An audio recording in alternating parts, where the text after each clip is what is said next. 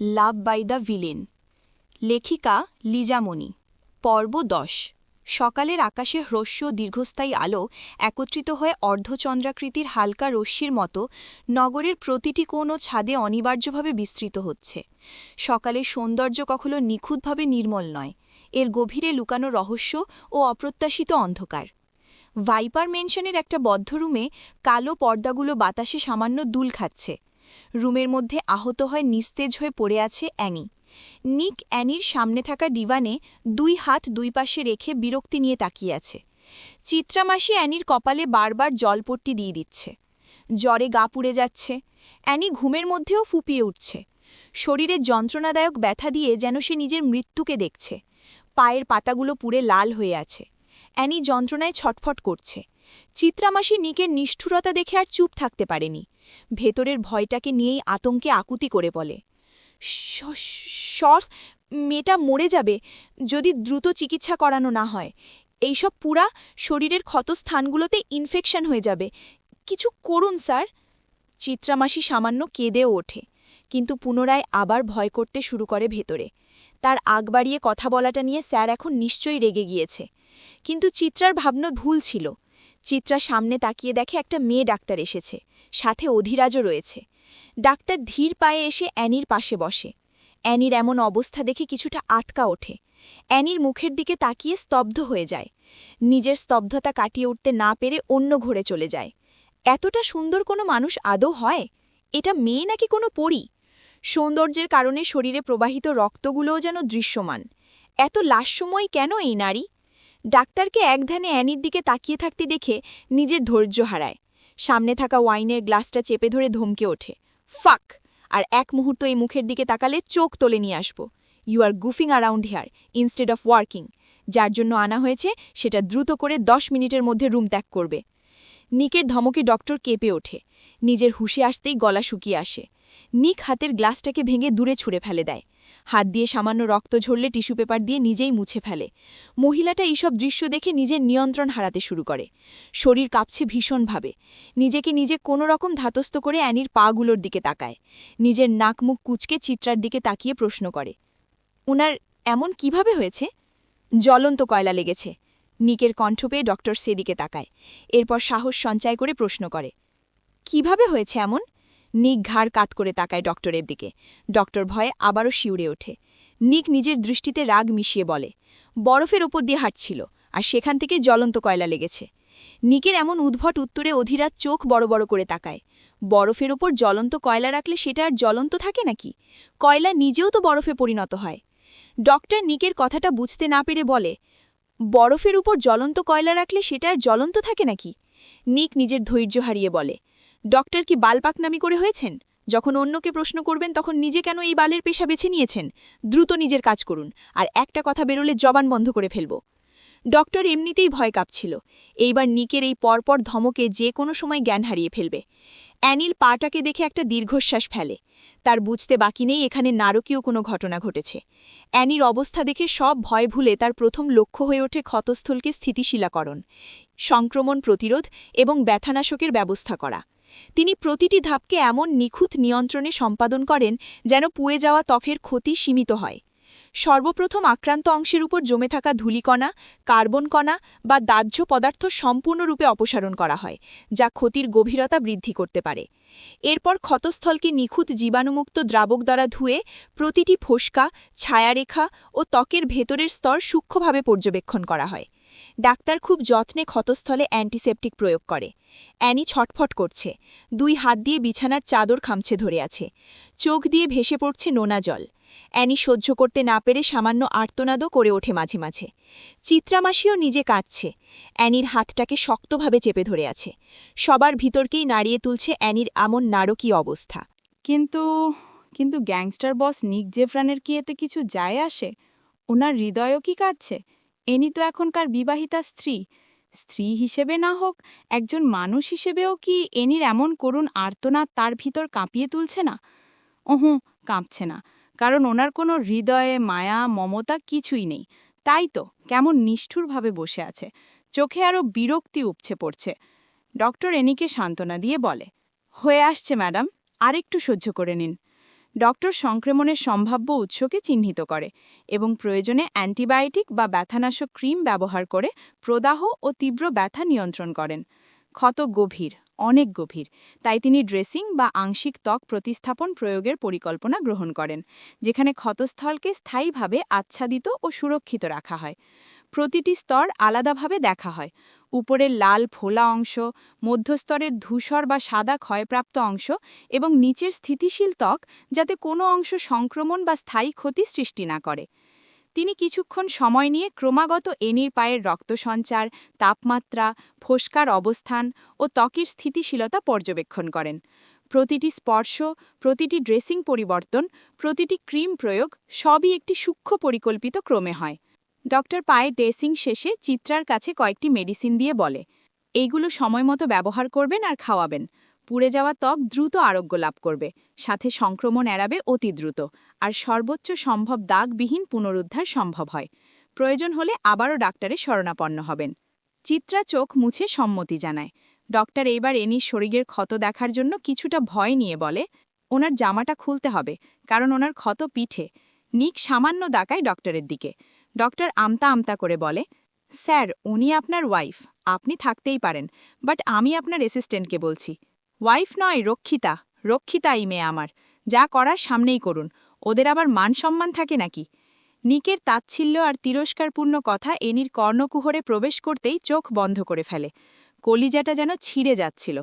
তবুও সে চুপচাপ থাকে মৃত লাশের মতো। নিজের শরীর, নিজের ওই ঘৃণায় গা গুলিয়ে ওঠে। ডক্টরের ভেতরটা স্তব্ধ হয়ে যায়। রক্ষিতা, তাও আবার এমন নিষ্পাপ মেয়ে? অধিরাজ নিকের ইশারা পেতেই রুম থেকে বেরিয়ে যায়। অধিরাজ চলে যেতেই ডক্টর এনির জামায় টান দিতেই এনি হাত দিয়ে বাধা দেয়, আটকে দেয় ডক্টরের হাত।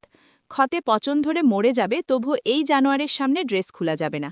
এনি ছোট ছোট চোখ করে তাকায় ডক্টরের দিকে। ডক্টর এনির চোখের ভাষা বুঝে, তবে সে নিরুপায় হয়ে তাকিয়ে থাকে। তারও কিছু করার নেই। সে গ্যাংস্টার বস নিক জেব্রানকে হিসেবহীনভাবে ভয় পায়। এই মুহূর্তে সে নিজেও আতঙ্কে আছে। এনির বাধা তোয়াক্কা করে ধীর হাতে শর্টসটা খুলে ফেলে।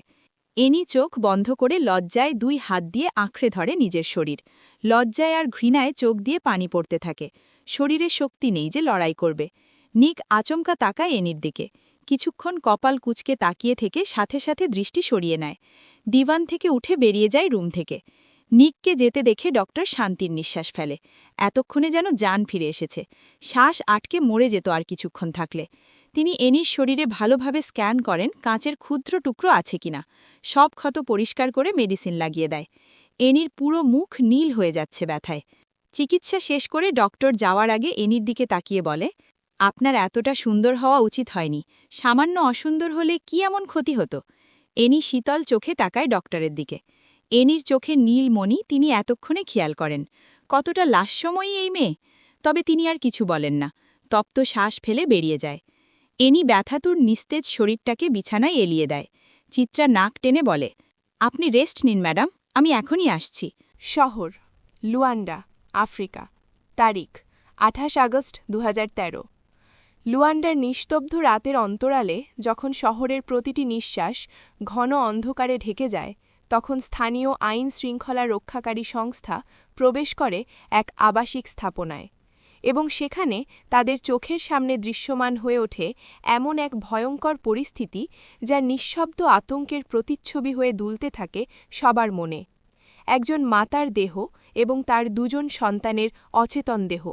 দেহগুলো রক্তাক্ত হয়ে ছড়ানো আছে এক অদ্ভুত নিস্তব্ধতায়। সময় নিজেই মৃত্যুর কাছে কৃতজ্ঞতাসহ হোঁচট খাচ্ছে। নারীর মুখে বিরক্তি ও ভয় মিশ্রিত এক অর্ধখোলা দৃষ্টি, আর নিস্তেজ দেহে লুকিয়ে থাকা নিঃশ্বাসের অদৃশ্য খাঁজ বাতাসে ভেসে বেড়াচ্ছে। প্রত্যেকটি কোণ, প্রতিটি দেওয়াল, প্রতিটি ছায়া স্থির হয়ে আছে মৃত্যুর বেদনাদায়ক প্রতিস্বরে। যারা জীবনের অল্পতম আলো ছোঁয়ার সুযোগ পায়নি, বালিশের পাশে নিখুঁত শিথিলতায় পড়ে আছে শিশু 2টার দেহ। দেহগুলো রক্তমাখা পরিবেশে, তাদের কোমলত্ব অদ্ভুতভাবে প্রহরীহীন। পুলিশের তদন্ত এখনও ধূসর রহস্যের অন্তরালে আটকে আছে। হত্যাকারীর পরিচয়, কার্যপ্রণালী, উদ্দেশ্য সবই তাদের জানা। বিবিসি নিউজ চ্যানেলের সহকারীর পরিবারেরা। সহকারীও কয়েকদিন আগে নিখোঁজ হয়েছেন। এখন আবার তার পরিবার। কে করছে এই সব? প্রতিটি পদক্ষেপে এমন নিখুঁত পরিকল্পনা লুকানো যা অভিজ্ঞতম গোয়েন্দাকেও হতবুদ্ধি করে দেয়। কোনো আলামত, কোনো আঙ্গিক, কোনো চিহ্ন সবই যেন অদৃশ্য হয়ে গেছে। এক প্রকার ধোঁয়ার আড়ালে মৃত্যুর নৃত্য চলছে। প্রতিবেশীদের ফিসফিস ভরা বিবৃতি। এ তো নিষ্পাপ পরিবার, কে এভাবে নির্বিচারে মৃত্যুর হাতে তুলে দিতে পারে? শহরের আবহকে আরও ভীত সন্ত্রস্ত করে তোলে। বিশেষজ্ঞরা অনুমান করছেন, হত্যাকারীরা এক প্রকার পেশাদারি নিখুঁততা নিয়ে কাজ করেছে। প্রতিটি নিঃশ্বাস, প্রতিটি ছায়া, প্রতিটি স্থিরতা নিয়ন্ত্রিত। হত্যাকাণ্ডটি যেন কেবল ভয়ের ক্যানভাসে আঁকা হয়েছে। পুলিশ সুপার বলেন, এই হত্যাকাণ্ডের রহস্য অমোচনীয়। প্রতিটি ঘর, প্রতিটি কোণ, প্রতিটি আলমারির অন্তর্গত প্রতিটি সূক্ষ্ম দিক আমরা পরীক্ষা করছি। হত্যাকারীর পরিচয় আমাদের কাছে এখনও অজানা। শহরের সেই অংশে আতঙ্ক, অস্থিরতা, নিঃশব্দ হাহাকার সব মিলিয়ে এক অমোচনীয় ছায়া বিস্তার করছে, যা প্রত্যেক প্রহরে নতুন ভয়ের জন্ম দিচ্ছে। মাতার মৃত্যু, শিশুদের নিঃশ্বাসহীন দেহ সবই শহরের ইতিহাসে অমোচনীয় কালো দাগ হয়ে থেকে যাচ্ছে, যার ছায়া দীর্ঘদিন পর্যন্ত এখানে প্রতিফলিত হবে। ৩ জন রাশগুলোকেই পুলিশের তদন্তে নিয়ে আসা হয়। পুলিশ সুপার নিজের কেবিনে বসে গভীর চিন্তায় মগ্ন। হুট করে মাথায় কিছু একটা আসতেই অবাকতার সাথে সামনে তাকায়। এরপর পাশে থাকা একজন পুলিশকে আদেশ দিয়ে বলে, ল্যাবে যাব, গাড়ি বের করো দ্রুত। মহিলাটিকে আমার অতি পরিচিত মনে হচ্ছে। উনি আরও একবার এসেছিলেন আমার কাছে। চেহারাটা খুব পরিচিত বোধ করছি। পুনরায় মহিলাটিকে দেখা যাক। Yes sir. পুলিশ সুপার সহ 2 জন পুলিশ মিলে 20 মিনিটের ব্যবধানে ল্যাবে যায়। High ACP sir. হাই, একটা কাজে এসেছি। মহিলার মুখটাকে দেখাও তো পুনরায়। নিশ্চয়ই। এরপর ডাক্তার মহিলার মুখের ওপর থেকে কাপড় সরিয়ে দেয়। পুলিশ সুপার কিছুক্ষণ তীক্ষ্ণ দৃষ্টি দিয়ে তাকিয়ে থাকে। এরপর মুহূর্তেই থমথমে খেয়ে যায়।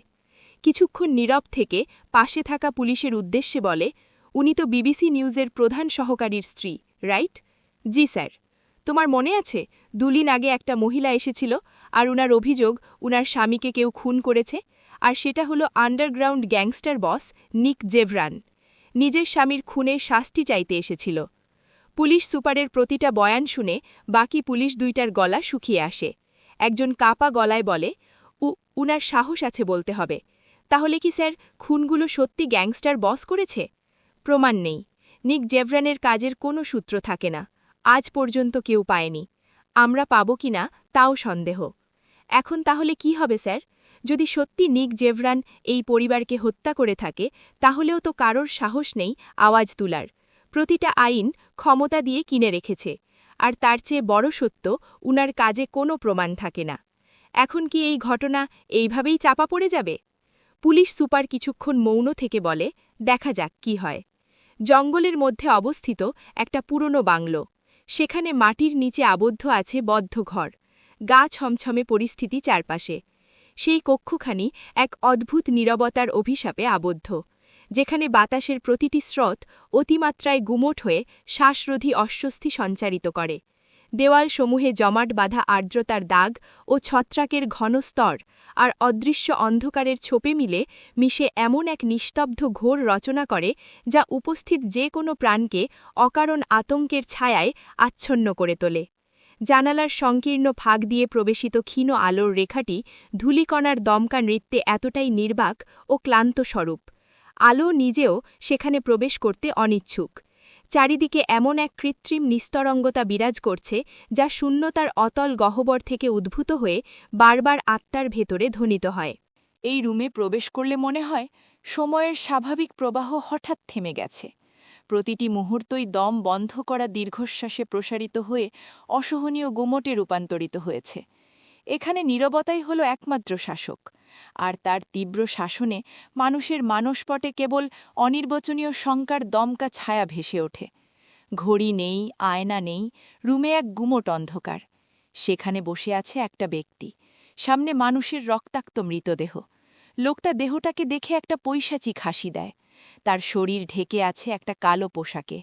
লাশটাকে দেখে অট্টহাসিতে ফেটে পড়ে। কি সেই ভয়ানক আর বিশ্রী হাসি! লোকটা কুকুরের মতো জিহ্বা বের করে নিজের ঠোঁট ভিজিয়ে নেয়। কেমন লালা পড়ছে মুখ থেকে। ধীরে ধীরে লাশের ওপর সামান্য চকলেট ক্রিম ঢেলে দেয়। এরপর জিহ্বা বের করে লেহন দিতে থাকে। রক্ত আর চকলেটে মাখামাখি হয়ে যায় পুরো শরীর, আর লোকটা সেইগুলো পিশাচের মতো খেতে থাকে। পুরো শরীরের রক্ত নিজের জিহ্বা দিয়ে খেয়ে থাকে। এরপর একটা ছুরি দিয়ে হাত কেটে নেয়। সেখান থেকে নীলগত হতে থাকে তাজা রক্ত। লোকটা জিহ্বা বার করে গিলতে থাকে সেই লাল রক্তগুলো, যেন কত স্বাদ আর কত তৃপ্তি। নির্জন অন্ধকারে বাতাসে ঘন কুয়াশার মতো ভয়াল নীরবতা নেমে এসেছে। কক্ষে শ্বাসরুদ্ধকর এক গা ছমছমে আবহা বিরাজ করছে। প্রতিটি দেয়াল রক্তাক্ত বিভীষিকার সাক্ষ্য বহন করছে। ধীরে ধীরে লোকটার চাহনি বিকৃত উল্লাসে ভরপুর। নিথর লাশের শীতল দেহকে ধারালো ছুরির আঘাতে খণ্ড বিখণ্ড করছে। মাংস ছিঁড়ে বেরিয়ে আসা তাজা রক্ত সে পেয়ালার মতো তার ঠোঁটে তুলছে। তৃষ্ণার্ত পশুর ন্যায় এক চুমুকে গিলে নিচ্ছে সেই উষ্ণ তরল। তার মুখমণ্ডলে বিকৃত আনন্দের রূপ, ঠোঁটের কোণে রক্তের দাগ, সেই রক্তাক্ত চাহনিতে যেন শয়তানি উল্লাসের ঝলক। মৃতদেহের প্রতিটি চিৎকারহীন ক্ষতস্থান থেকে নির্গত লাল স্রোত তার কাছে ভোগের এক অদ্ভুত উল্লাস। লোকটা কোনো মানুষ নয়, কোনো অন্ধকার শক্তির রূপান্তরিত রাক্ষস। মৃত্যুকে পানীয় আর যন্ত্রণাকে উৎসব বানিয়ে নিয়েছে। ঘর জুড়ে লাশের গন্ধ, রক্তের কটু ধোঁয়া আর উন্মত্ততার বিকৃত হাসি মিলেমিশে এমন এক বিভীষিকাময় পরিবেশ তৈরি করেছে, যেখানে মানবতার প্রতিটি রেখা মুছে গিয়ে কেবলমাত্র নরকের গর্জান শোনা যায়। ছুরি দিয়ে পুরোটা শরীর খণ্ড বিখণ্ড করে ফেলে। কাঁচা মাংসগুলো একটা পাত্রে তুলে নেয়। বাঁকা হেসে মাংসগুলোর দিকে তাকিয়ে একটা আবদ্ধ ফ্রিজে ভরে রাখে।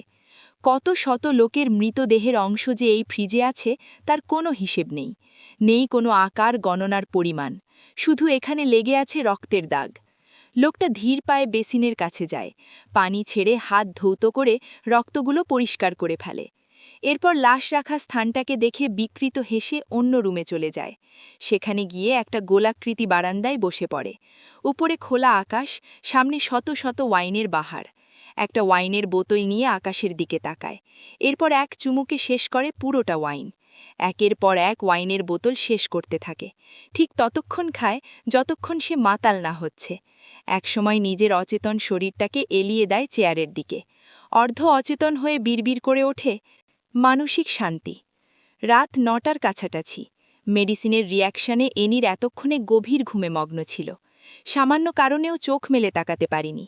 দীর্ঘক্ষণ ঘুমের কারণে শরীরটা আরও নিস্তেজ হয়ে আছে। নিজের শরীরে ব্যথা অনুভব না করতে পেলে একটু শান্তি অনুভব করছে। তখন মনে হচ্ছিল কলিজাটাকে কেউ ছিঁড়ে নিচ্ছে। এনি শান্তির নিঃশ্বাস ফেলে।